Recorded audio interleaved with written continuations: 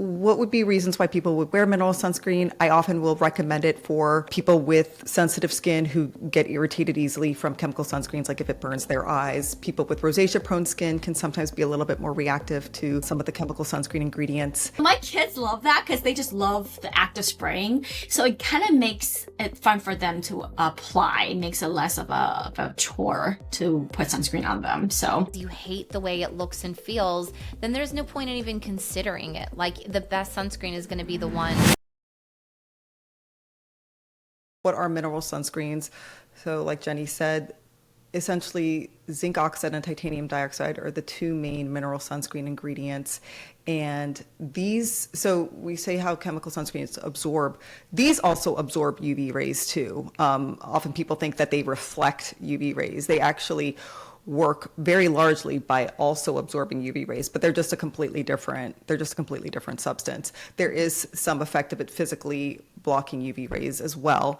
So like people call them like physical sunscreens too, but they also absorb UV rays.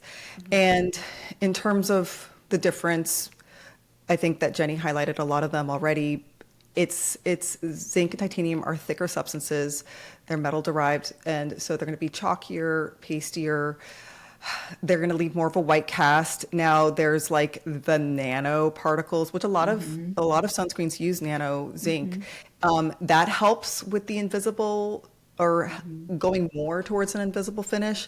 But yeah, oftentimes I think that the best way, or the way that I use mineral sunscreen, is using a tint to sort of hide that white cast. It's really hard to get rid of that white cast, and we'll talk about tinted sunscreens in a little bit too, and why that's beneficial. But in terms of what would be reasons why people would wear mineral sunscreen, I often will recommend it for people with sensitive skin who get irritated easily from chemical sunscreens, like if it burns their eyes. People with rosacea prone skin can sometimes be a little bit more reactive to some of the chemical sunscreen ingredients.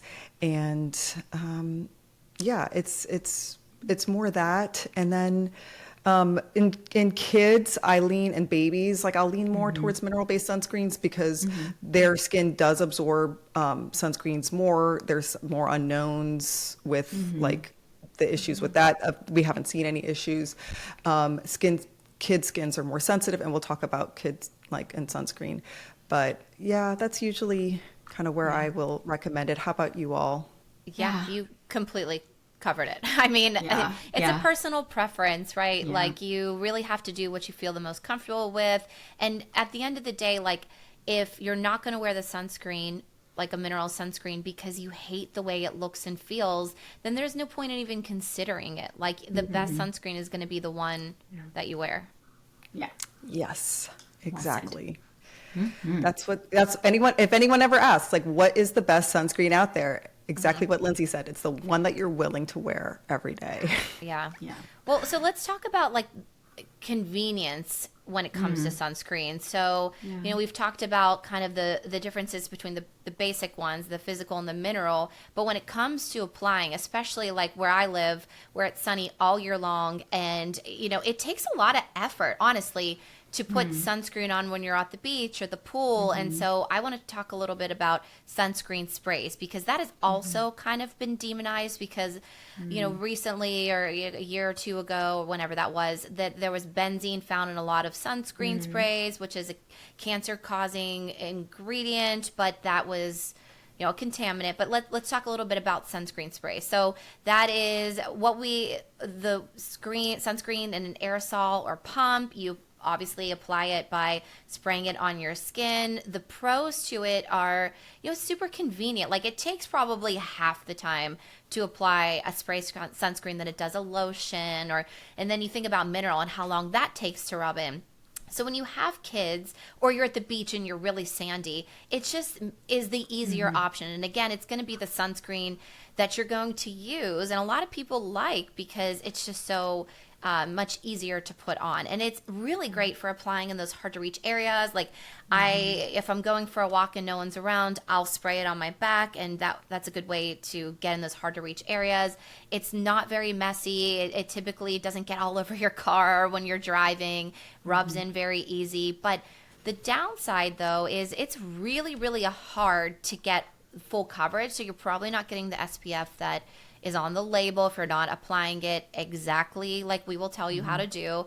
I don't like it for the face. I don't recommend people spray it on their face because one, it's usually, you know, more likely to cause acne because of how it's formulated to clog your pores. And I wouldn't want you to inhale it. You know, it's just not a good thing to breathe in, you know? So what are you guys' thoughts on it? Do you use it? Do you recommend it? Yeah, I recommend it. I mean, I tell people if that's your preferred way to put on sunscreen, like you said, you just have to make sure that you're I always tell people put on more than you think you need. Yeah. Like you got to be extra with it. You have to, if you think you put on enough, add a whole another round of sunscreen to it. Yeah.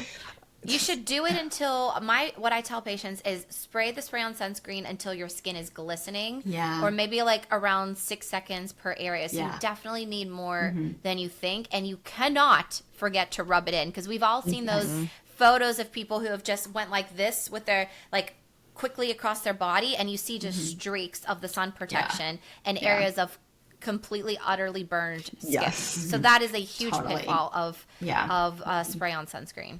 And don't spray when making it's windy sure. outside because it's not going to be on your skin.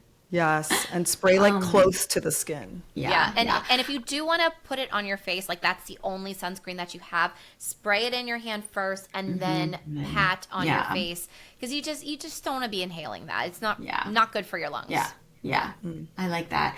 Yeah, I agree with you guys. It's not my go-to, but if it makes reapplication when they're outside convenient, then I'm all for it. I do find that the sprays are a little more fun for my kids, like especially the mineral ones that like actually aren't like aerosolized. But it sprays out and that's more of it's almost like a spray Like a pump. squirt? It's like, a squirt. Yeah. So my kids love that because they just love the act of spraying. So it kind of makes it fun for them to apply. It makes it less of a chore to put sunscreen on them. So that's one instance with the mineral ones I really like for the kids. Yeah. Delta MD makes such a nice Yeah. one. Like they've really perfected the mineral spray on sunscreen. Yeah, that's actually what we're using right now in our house for everyone, including the kids. Yeah.